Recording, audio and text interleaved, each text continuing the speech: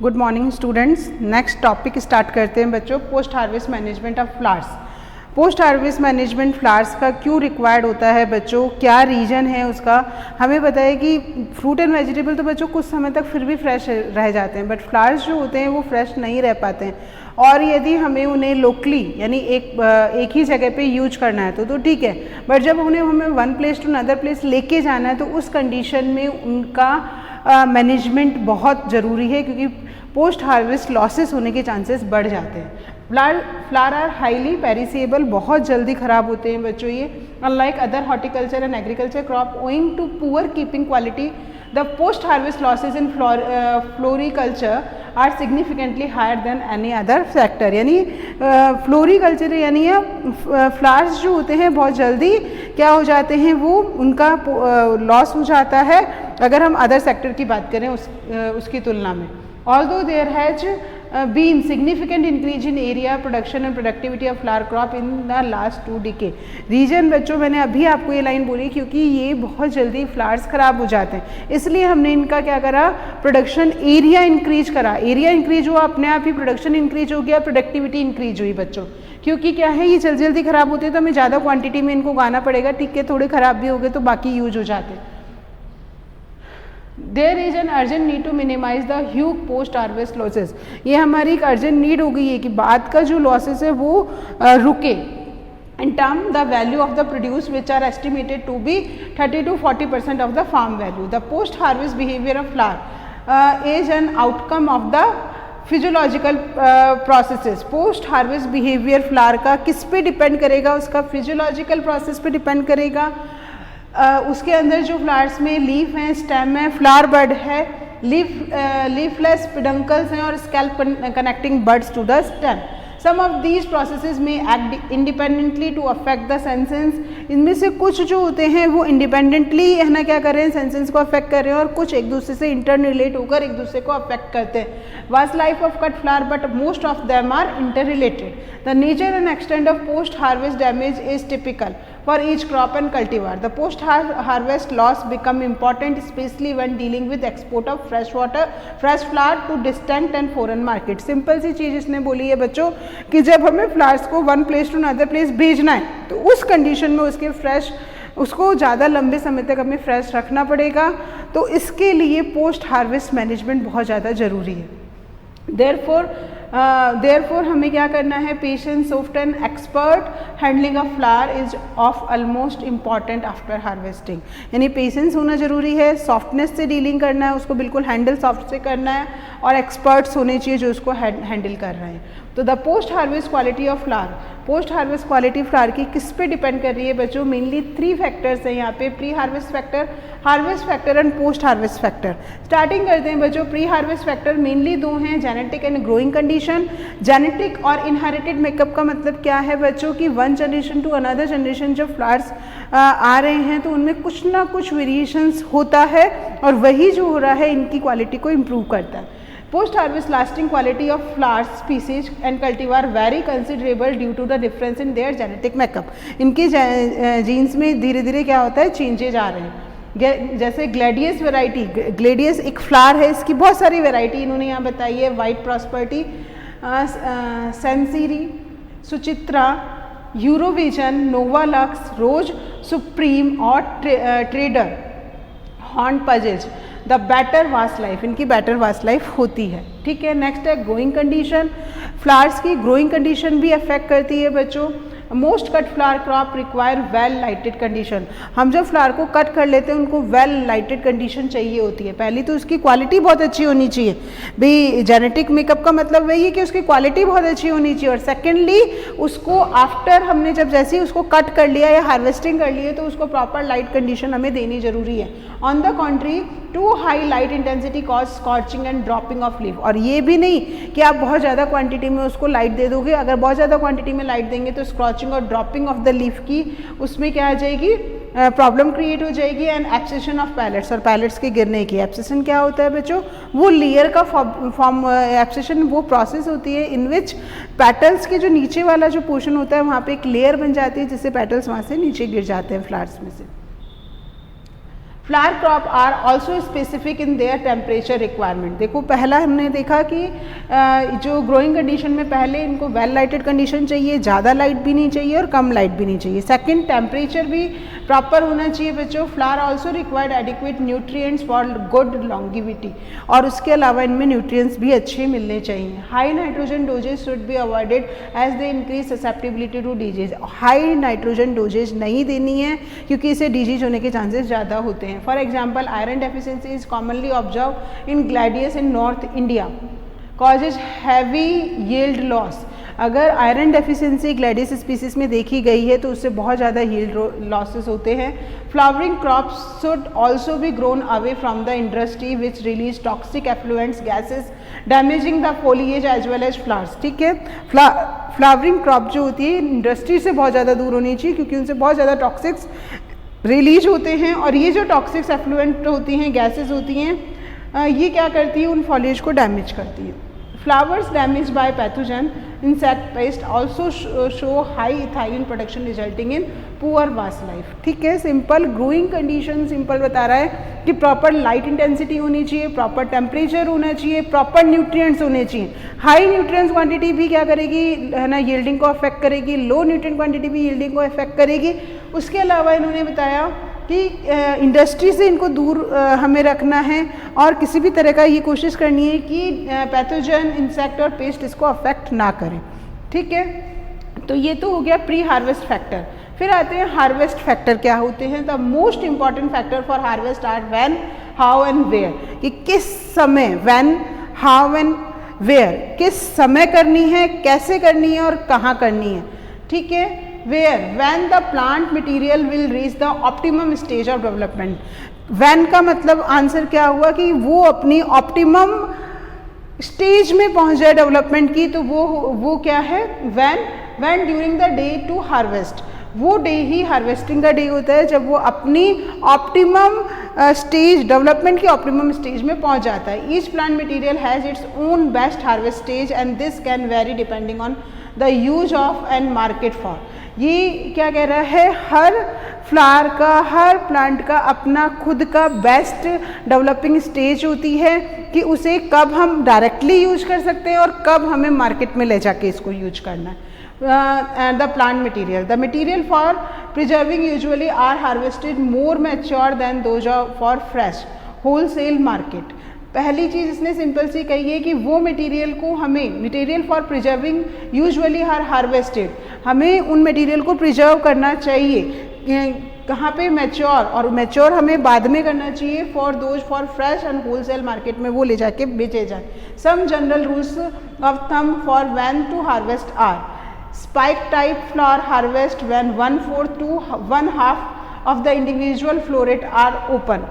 Daisy type flower, अब इसने अलग अलग टाइप के अकॉर्डिंग बताया है। सिंपल सी चीज़ है बच्चों कि हार्वेस्ट करना है आपको तो कब करना है, कैसे। सिंपल सी बात है बच्चों कि पोस्ट हार्वेस्ट आपको कब करना है, कैसे करना है और कहाँ करना है। कब करना है वो मैंने आप लोगों को बताया कि उसकी जो ऑप्टिमम डेवलपिंग स्टेज होती है उस स्टेज पे हमें उसको क्या करना चाहिए, हार्वेस्ट करना चाहिए। और हमें ये भी ध्यान रखना है कि उसे क्या करना है हमें, कि depending on the use of, कि कब हम उसको यूज कर रहे हैं और कब उस मार्केट में लेके जा रहे हैं, मार्केट की तरफ लेके जाते हैं, वो बता रहा है ये। तो यहाँ पे इसने उस चीज़ के लिए आप लोगों को बताया कि मटेरियल फॉर प्रिजर्विंग, हमें मटेरियल्स को कब प्रिजर्व करना है, जब हम क्या कर रहे हैं बच्चों कि उसको हमें फ्रेश फॉर्म में होलसेलर मार्केट में लेके जाना है, वो चीज़ बात बता रहा है ये। Some general rules of thumb for when the harvest are, कब कुछ जनरल रूल्स हैं बच्चों कि कब फ्लावर्स को कट करना है, उसके कुछ रूल्स हैं यहाँ पे। जैसे फॉर एग्जांपल अलग अलग तरह के फ्लावर्स बता रखे हैं बच्चों। जैसे पहला है spike type flowers, daisy type flowers. Spike type flowers जो होते हैं harvest when 1/4 to 1/2 of the individual floret are open. Spike type flowers ये एक तरह के इन्फ्लोरेसेंस होते हैं बच्चों कि इसमें ये कहा है कि इसमें जो फ्लावर्स होते हैं 1/4 या 1/2 ओपन हो जाते हैं उस समय इसको क्या करना होता है, हार्वेस्ट करना पड़ता होता है। इंडिविजुअल्स फ्लावर की बात हो रही है।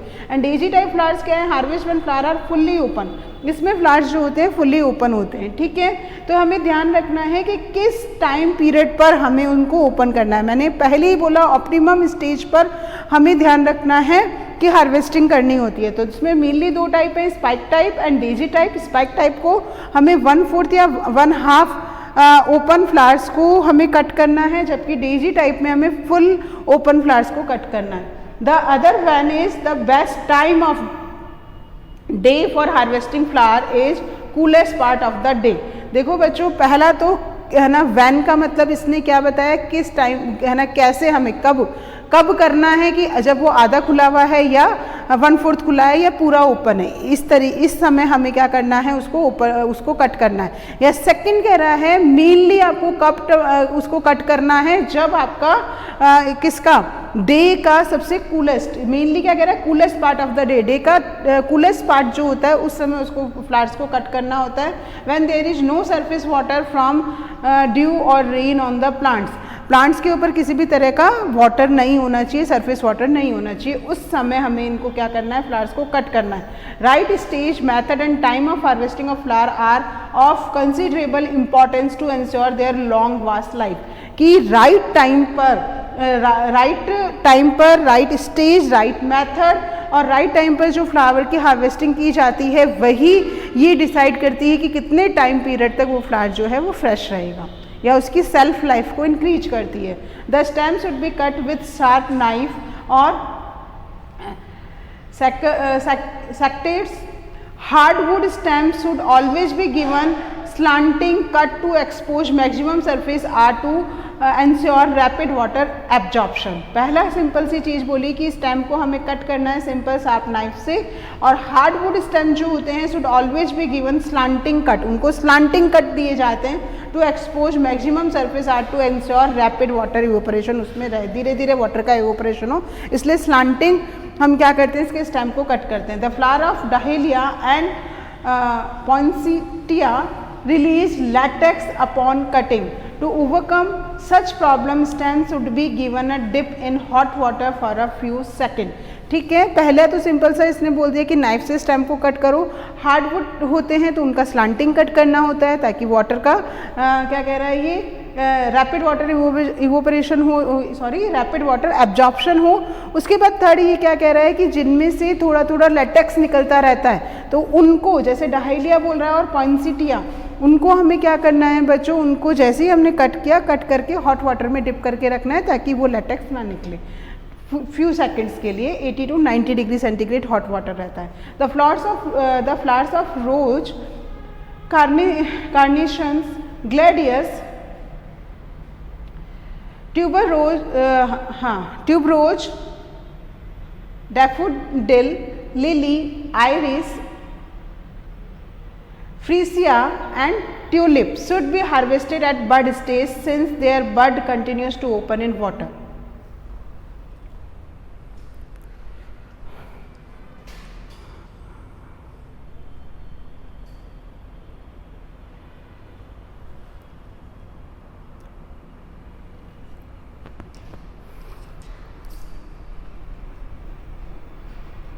The flowers of rose, carnations, gladiolus, tuberose, daffodil, lily, iris, freesia and tulip should be harvested at bud stage since their bud continues to open in water। कि इनकी जो फ्लावर्स होते हैं ये बड स्टेज में इनको कट कर लेते हैं क्योंकि वाटर में इनके बड जो होती हैं ओपन हो जाती हैं।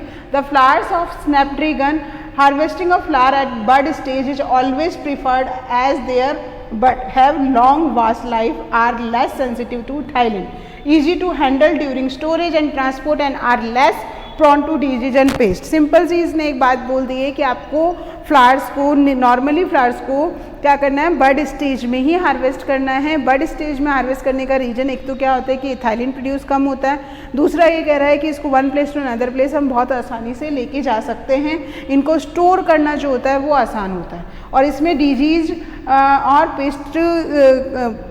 पेस्ट के डिजीज होने के चांसेस कम रहते हैं। ठीक है, harvesting stage for important flowers, अलग अलग फ्लावर्स की हार्वेस्टिंग स्टेज क्या रहती हैं।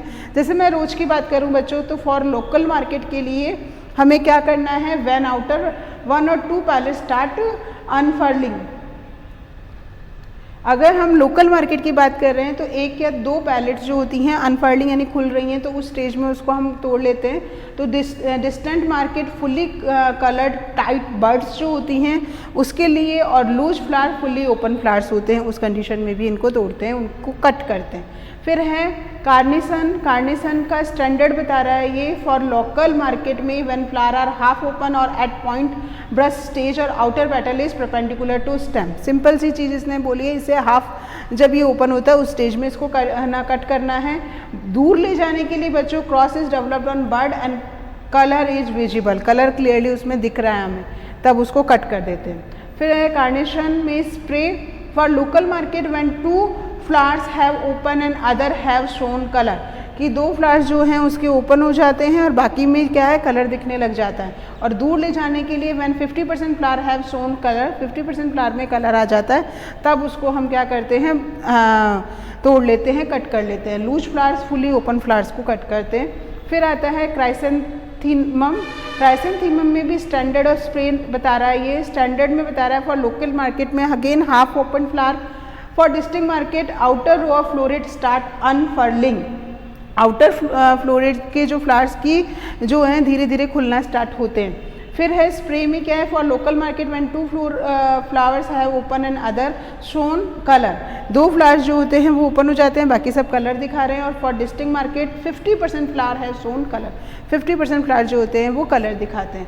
लूज फ्लावर्स की बात करें तो फुल्ली ओपन फ्लावर्स जो हैं उनको अपन, loose flowers always fully open flowers use किए जाते हैं।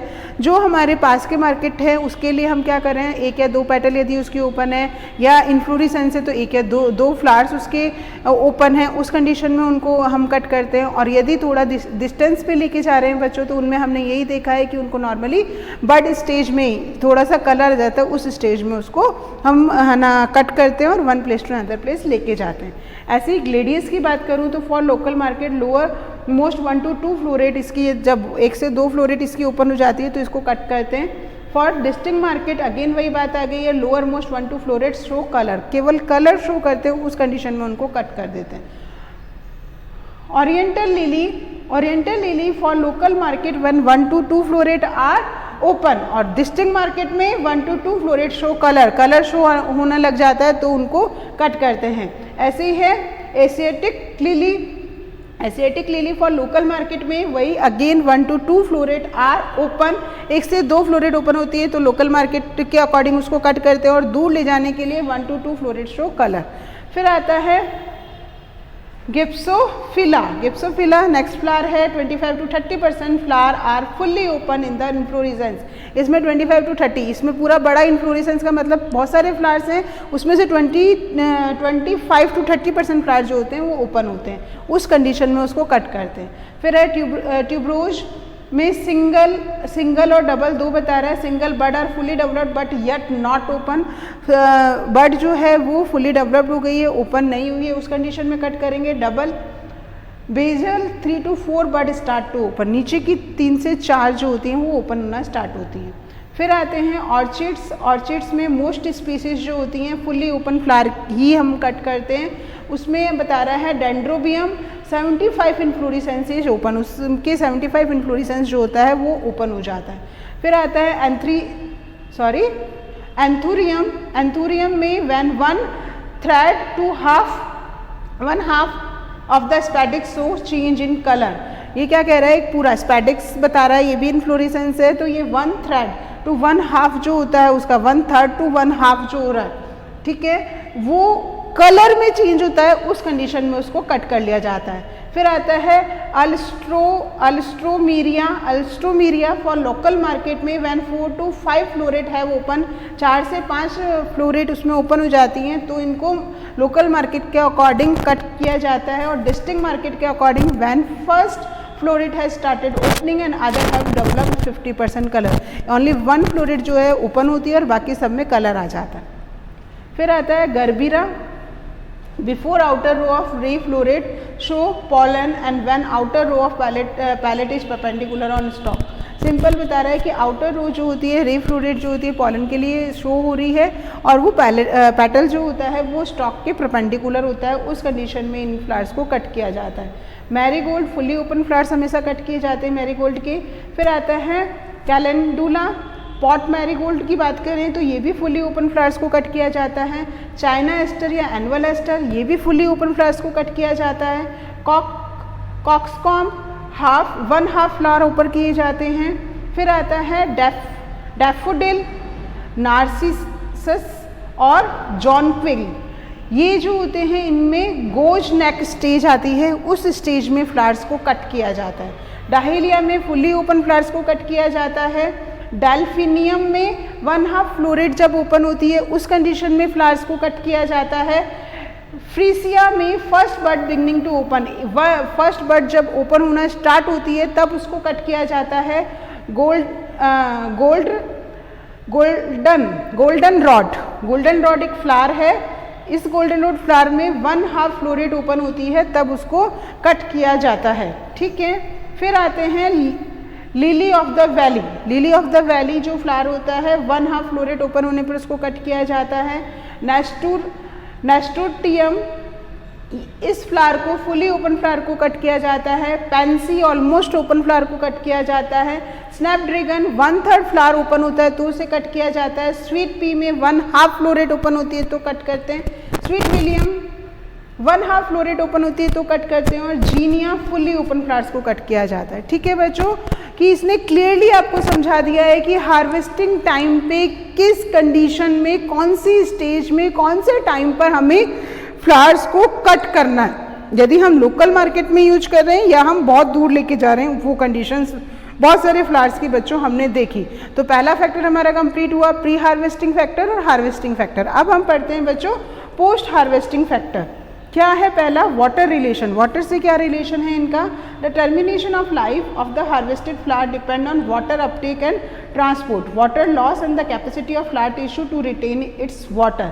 कि टर्मिनेशन ऑफ लाइफ किसी भी फ्लावर की जो लाइफ होती है धीरे धीरे खत्म होती जाती है। वो कब खत्म होती है? वो डिपेंड करती है कि उसमें वाटर अपटेक कितना हो रहा है, उसमें उसी का ट्रांसपोर्ट कितना हो रहा है, कितना लॉस हो रहा है वाटर का उसमें से, and the capacity of flower tissue to retain its water. कि उसके टिश्यू की आफ्टर, जैसे हमने उसे कट कर लिया उसके बाद कितने समय तक उसको वो फ्लावर वाटर को क्या करता है? रिटेन करके रखता है, बचा के रखता है अपने पास। Water defect or wilting developed when the transpiration exceed absorption of water। ठीक है, सिंपल सा ये बोल रहा है कि डिफेक्ट या विल्टिंग डेवलप्ड हो जाता है, यानी फूल मुरझा जाते हैं जब when the transpiration exceed, transpiration ज़्यादा हो रहा है एब्जॉर्प्शन ऑफ वाटर से, ट्रांसपिरेशन होता जाता है। The rate of water uptake of cut flower depend on transpiration pool, temperature, consumption of solute। Simple सा वाटर अपटेक की रेट डिपेंड करती है किस पे? ट्रांसपिरेशन जितना ज़्यादा होगा उतना वो वाटर अपटेक करेगा, ठीक है। टेम्परेचर ज़्यादा होगा, टेम्परेचर अपने आप ज़्यादा होगा तो ट्रांसपिरेशन अपने आप ज़्यादा होगा तो उतना ज़्यादा वो वाटर को अपटेक करेगा। और कंजप्शन ऑफ सॉल्यूट, कितने सॉल्यूट को वो कंज्यूम कर रहा है उस पर डिपेंड करेगा। Disruptions of water column in stem vessels by air embolism and resistance to water flow in stem also developed water defect।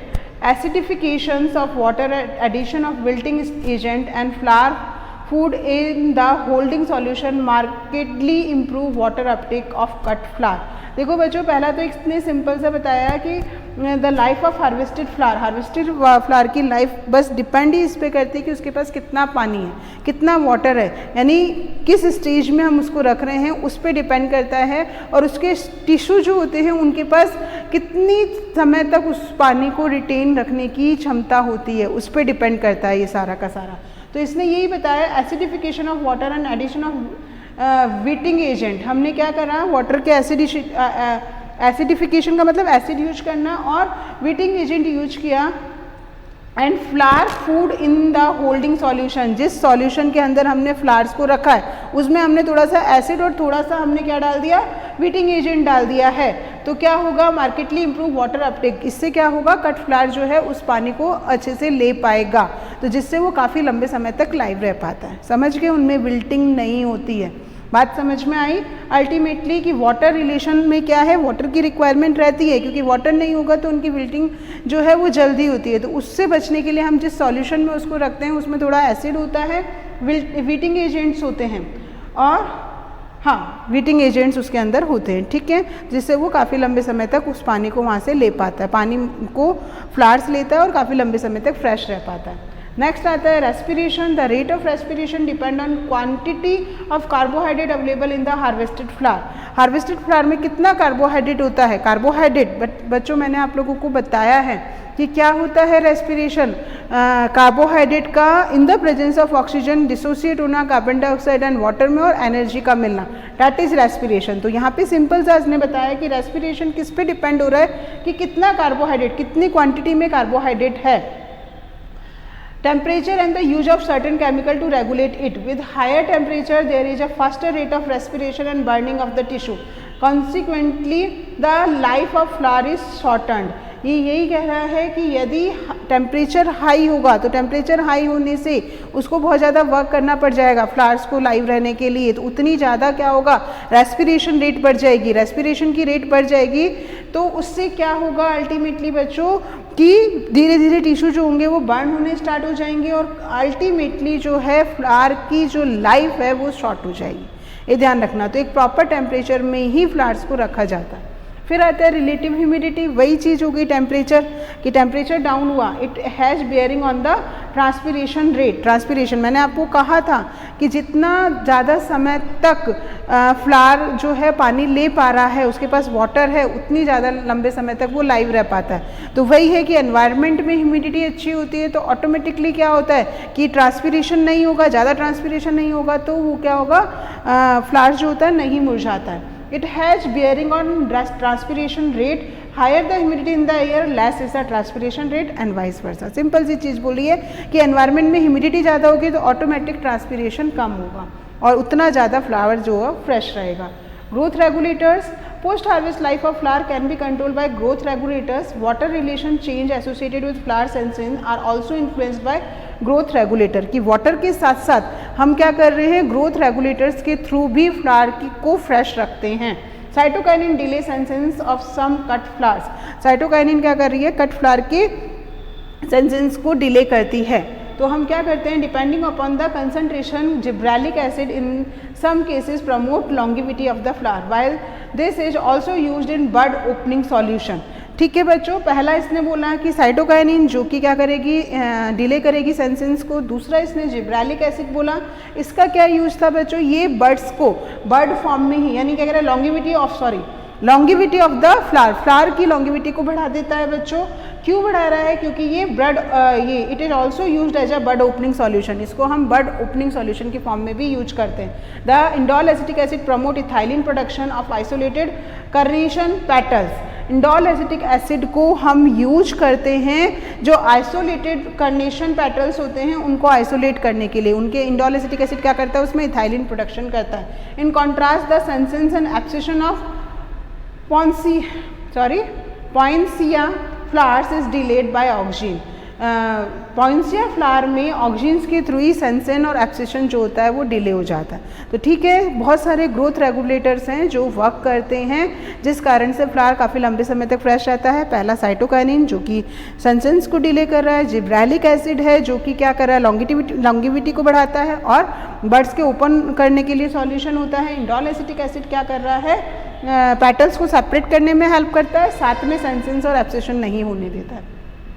फिर आते हैं प्रिजर्वेटिव सॉल्यूशन। अब हम फ्लावर्स को क्या करेंगे, प्रिजर्वेटिव सॉल्यूशंस में रखेंगे। Preservative in the form of tablets and powder are prepared for a mixture of chemical, sugar, germicides, salt and growth regulator. हम क्या कर रहे हैं, प्रिजर्वेटिव्स बना रहे हैं। किस फॉर्म में, टैबलेट्स की फॉर्म में या पाउडर की फॉर्म में। और इसमें क्या क्या होता है बच्चों, शुगर होते हैं, जर्मिसाइड्स होते हैं और सॉल्ट होता है और ग्रोथ रेगुलेटर्स होते हैं। ये सारा मिला के हम क्या बना रहे हैं, टैबलेट्स बना रहे हैं या उनको पाउडर फॉर्म में रखते हैं। Various type of conditioners are sugar and biocides, antiethylene compounds and hydrated compounds. और अलग अलग कंडीशनर्स भी होते हैं, जैसे शुगर एंड बायोसाइड्स बोल रहा है, एंटीथाइलिन कंपाउंड्स हो गए और हाइड्रेटेड कंपाउंड हो गए। The flower like gladiolus, carnations, chrysanthemum and freesia are benefited most by the pre treatment. ये इन फ्लावर्स में यदि इनका प्री ट्रीटमेंट कर देते हैं तो ये काफ़ी बेनिफिटेड रहते हैं। Antiethylene compound is preservative solution. Antiethylene compound एक तरह का क्या है, प्रिजर्वेटिव सॉल्यूशन होता है। Reduce the action of ambient ethylene as well as auto catalytic production of ethylene by fresh cut flower. Antiethylene compound जो होता है वो क्या कर रहा है, फ्रेश कट फ्लावर में क्या कर रहा है, एक तरह से एथाइलिन का प्रोडक्शन नहीं होने देता। सिंपल सी एक लाइन में मैं आप लोगों को बात करूं तो। दूसरा, fresh cut flower responding to silver thiosulphate are carnation orchid. Fresh cut flower में हम क्या करेंगे, responding to silver thiosulphate, silver thiosulphate के अगेंस्ट रिस्पॉन्ड करते हैं। कौन कौन से फ्लावर की बात कर रही हूँ बच्चों, carnation, orchids, gypsophila, gladiolus, gerbera, snapdragon, alstroemeria, agapanthus, anemone and sweet potato. ये सारे फ्लावर्स जो होते हैं, ये सारे फ्लावर्स फ्रेश रहते हैं। कब, जब हम इसको किससे रिस्पॉन्ड कर रहे हैं, सिल्वर थायोसल्फेट। सिल्वर थायोसल्फेट से हम इसको क्या कर रहे हैं, एक तरह से इसका यूज कर रहे हैं इनको फ्रेश करने के लिए।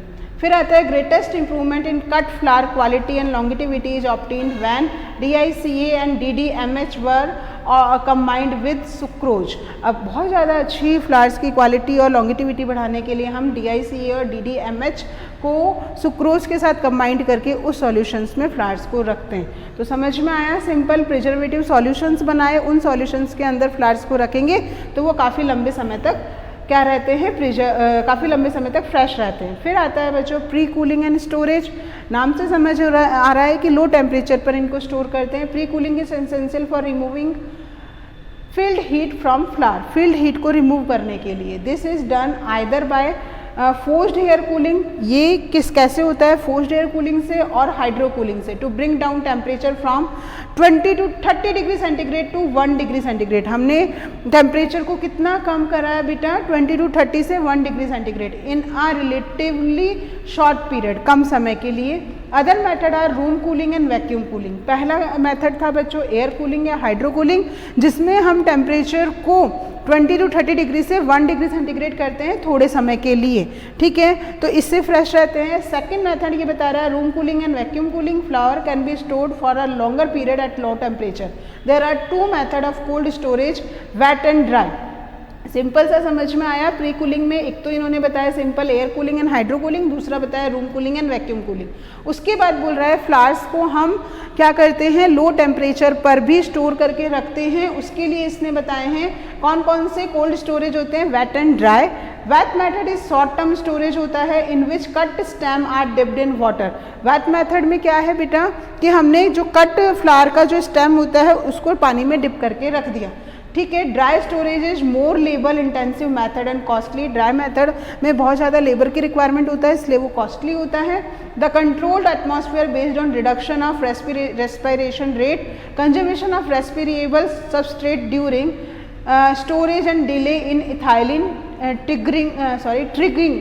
Triggered changes cause senescence. Simple से कह रहा है कि जब हमने क्या करा, टेम्परेचर लो करा, तो हमने क्या करा, एनवायरनमेंट को इस तरीके से मैनेज कर दिया है कि जिससे रेस्पिरेशन रेट कम हो जाए और रेस्पिरेटरी सबस्ट्रेट जो होता है वो कंजर्व हो जाए। कब कंजर्व हो, जब हम उसको ना क्या कर रहे हैं, स्टोर कर रहे हैं, उस समय रेस्पिरेटरी सबस्ट्रेट यहाँ पे क्या है बेटा, कार्बोहाइड्रेट, प्रोटीन, फैटी, ये रेस्पिरेटरी सबस्ट्रेट होते हैं, ये कंजर्व रहते हैं। उसके अलावा इथाइलिन ट्रिगर नहीं होता है बच्चों, जिस कारण से सेंसेंस स्टेज आई। It involve the use of increase level of carbon dioxide and decrease level of oxygen in the atmosphere, low storage temperature and preservation of buildup of endogenous ethylene. Clear हुई बच्चों बात। Pre cooling and storage, simple नाम से समझ आ रहा है कि pre cooling करनी है। पहला हमने टेम्परेचर को एकदम से डाउन किया शॉर्ट पीरियड के लिए। दूसरा मैंने आप लोगों को बताया कि इसमें रूम कूलिंग और वैक्यूम कूलिंग होगी। उसके बाद थर्ड हमने देखा कि जब हम इसको स्टोर कर रहे हैं तो लो टेम्परेचर पे स्टोर करते हैं। उसमें दो तरह क्या हो गया, वेट और ड्राई।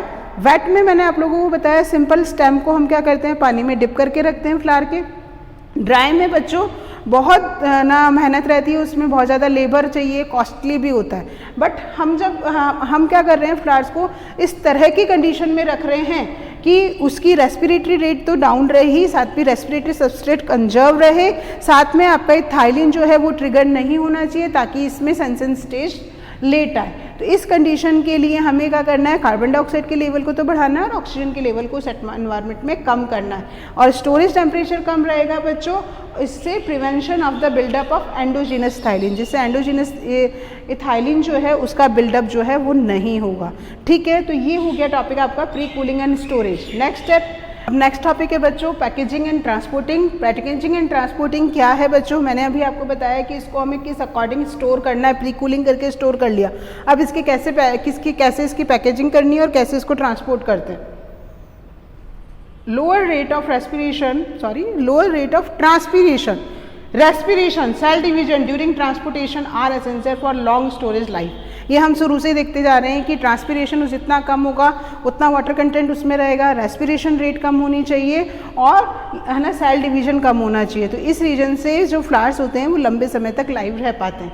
ठीक है, for long storage life and keeping quality, before packaging flowers should B dry. Packaging से पहले फ्लावर्स को क्या करना पड़ता है, ड्राई करना पड़ता है। They should be treated with synthetic insecticides and miticide, और इनको सिंथेटिक इंसेक्टिसाइड्स और मीटीसाइड से ट्रीट करना पड़ता है। Packaging must ensure protection of flower against physical damage. जब हम उनको पैकेजिंग कर रहे हैं तो ध्यान रखना चाहिए किसी तरह का फिजिकल डैमेज ना हो, वाटर लॉस ना हो, external condition detrimental to transported flowers. ठीक है, जब हम फ्लावर्स की पैकेजिंग कर रहे हैं तो हमें ये क्लियरली ध्यान रखना है कि उसकी फिजिकल डैमेज किसी भी तरह का ना हो, किसी तरह का वाटर लॉस ना हो, और बाहर का जो एक्सटर्नल कंडीशंस होती हैं वो है ना उसके अगेंस्ट ना हो। Boxes made of corrugated fibre board are good. हमें क्या करना है, बॉक्सेस जो है वो किससे बने हुए होने चाहिए, कॉरूगेटेड फाइबर बोर्ड से बने होने चाहिए। Flower sensitive to geotropic bending must be transported in an upright position. Flowers जो होते हैं वो जियोट्रॉपिक बेंडिंग करते हैं, जियोट्रॉपिक बेंडिंग का इनमें नेचर होता है, इसीलिए हमें ध्यान रखना है कि इनका ट्रांसपोर्टेशन जो है अपराइट पोजीशन में करना चाहिए। The flowers should be transported at an optimum low temperature. Flowers को लो टेम्परेचर पर ट्रांसपोर्ट करना चाहिए। Relative humidity of air during pre-cooling and shipment of cut flowers should be maintained at level of 95 to 98 degree centigrade. बच्चों simple सी चीज़ बता रहे हैं कि इसकी पैकेट फर्स्ट ऑफ ऑल कैसे बनाने हैं कि जब उनको पैक कर रहे हैं तो हमें इस तरीके से पैक करना है कि उसमें किसी तरह का ट्रांसपीरेशन ना हो, रेस्पिरेशन ना हो, सेल डिवीजन ना हो। दूसरा, इनको इंसेक्टिसाइड और मीटीसाइड से क्या करेंगे, ट्रीट करेंगे ताकि इनमें इंसेक्ट्स वर्क ना करें, माइट्स वर्क ना करें। उसके अलावा कि ये भी देखना चाहिए कि जब हम इनको पैकेट्स बना रहे हैं तो इनमें किसी तरह का फिजिकल चेंज ना हो, वाटर लॉस ना हो, इनकी जो एक्सटर्नल कंडीशन है वो सही होनी चाहिए। बॉक्सेस कॉरूगेटेड फाइबर्स के बने हुए होने चाहिए और इन फ्लावर्स को हमें अपराइट पोजीशन में रखना है। उसके बाद ये बता रहा है कि जब इनको ट्रांसपोर्ट कर रहे हैं तो टेम्परेचर लो होना चाहिए और रिलेटिव ह्यूमिडिटी जो है वो क्या होनी चाहिए, ड्यूरिंग प्री कूलिंग के समय या शिपमेंट के समय क्या होनी चाहिए, वेल मेंटेन्ड होनी चाहिए। 95 to 98% रिलेटिव ह्यूमिडिटी होनी चाहिए कट फ्लावर की, स्टोर्ड कट फ्लावर्स की। लैक ऑफ लाइट की कमी होनी चाहिए during prolong transportation, particularly at high temperature cause yellowing of leaf in many flowers. कि आपको ये ध्यान रखना है कि लाइट भी कम उसको दिख रही है, टेम्परेचर भी उसका लो होना चाहिए क्योंकि हाई टेम्परेचर येलो कर देता है लीव्स को। Shipment of flower is usually done by road. Shipment flower का बच्चों रोड के थ्रू हो सकता है, एयर के थ्रू हो सकता है, शी के थ्रू हो सकता है। ठीक है, for short distance and time period shorter than 20 hours. For short distance और टाइम पीरियड जो है इसमें कम से कम 20 आवर्स रहता है। Cut flower may be transported in insulated truck without refrigeration after pre cooling and proper packing. ये कह रहा है कट फ्लावर जो होते हैं उनको इंसुलेटेड ट्रक्स में ट्रांसपोर्ट किया जाता है जिसमें रेफ्रिजरेटर नहीं होता है। हमने कट फ्लावर की पहले से ही प्री कूलिंग कर ली है बच्चों, प्रॉपर पैकिंग करके इंसुलेटेड ट्रक्स में हम भेज देते हैं। अब यदि हम एयर शिपमेंट की बात करते हैं, क्विकेस्ट हमें पता है एयर के थ्रू जो है बहुत जल्दी चले जाएगा and usually the temperature is not control during the flight. जो टेम्परेचर होता है वो कंट्रोल नहीं रहता है फ्लाइट के दौरान। Should be pulsed with STS prior to air shipment. तो हमें ये चीज़ ध्यान रखनी है कि जब हम फ्लाइट के थ्रू किसको भेज रहे हैं, फ्लावर्स को भेज रहे हैं, तो इनकी जो पल्स होती है वो STS विद STS पल्स रहनी चाहिए एयर शिपमेंट के समय, ताकि काफ़ी लंबे समय तक फ्लावर्स जो हैं वो क्या रहें, फ्रेश रहें। तो ठीक है बच्चों, ये आपका कंप्लीट हुआ pre harvest, harvest and post harvest factors. Next class में बच्चों post harvest treatment of cut flower for improve self life. Cut flower की सेल्फ लाइफ को हम कैसे इम्प्रूव करते हैं बच्चों, अब हम इसका पूरा ट्रीटमेंट पढ़ेंगे। अभी तक हमने कौन कौन से फैक्टर्स जो हैं पोस्ट हार्वेस्ट मैनेजमेंट के लिए थे और उनको कैसे इम्प्रूव किया ये पढ़ा है, और अब हम देखेंगे कौन कौन सा पोस्ट हार्वेस्ट ट्रीटमेंट हम यूज कर रहे हैं कट फ्लावर की सेल्फ लाइफ को इम्प्रूव करने के लिए, वो हम नेक्स्ट क्लास में पढ़ेंगे बच्चों।